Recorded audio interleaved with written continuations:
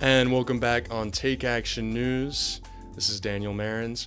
We're continuing our conversation with Dr. Maya Rockeymoore, who's the president and CEO of Global Policy Solutions. She's also the host of Pivot Point with Maya Rockeymoore on Sunday afternoons at 3 o'clock on WeAct Radio, weactradio.com. You can also check them out on YouTube, youtube.com/weactradiodc.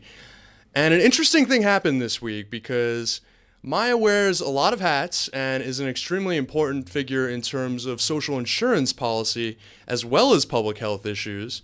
And Maya has made the point, as many sort of liberal-leaning social insurance experts have made the point, that really the bottom half or the bottom two-thirds of the income spectrum has not seen the life expectancy gains that rich folks have experienced. And that therefore all of these ideas about us working longer are really sort of narrow-minded and not conscious of what goes on in the rest of the population. Well, Steven Pearlstein in the Washington Post specifically singled Maya out in a column called, "Yes, raising the retirement age will be bad for the poor. No, that doesn't mean it's unfair." And if it sounds like a strange, sadistic article, then you're probably right.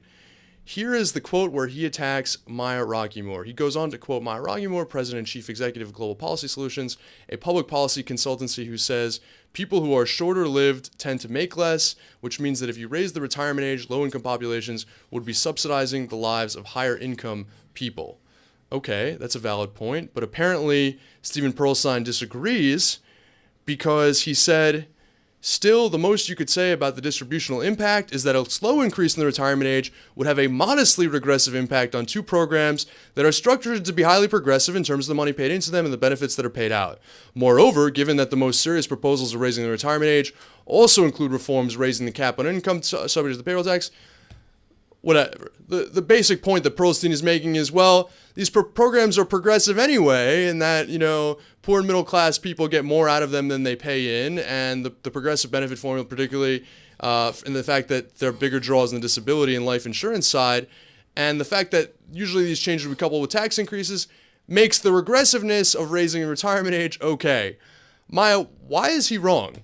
So actually there's a third part of that, and he said basically that poor people make poor choices and it's their fault that they're dying young and leaving their Social Security wealth to wealthier, whiter individuals.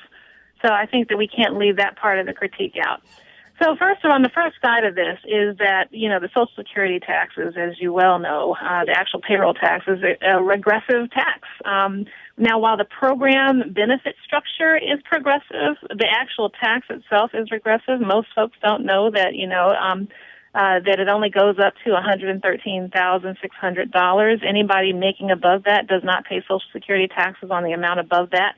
And so with that, lower income people are paying, a significant chunk of their earnings, into the social insurance program, Social Security. And so the second part, so he's wrong on the point of the progressivity of the tax itself. It is actually a regressive tax. The charge that, poor people, that the program works like this, some are winners, some are losers. Actually, the program does work like this.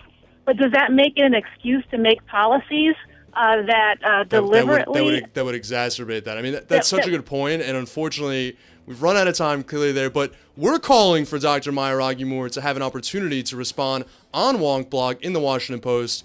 Maya, thanks so much for joining us. It's been amazing.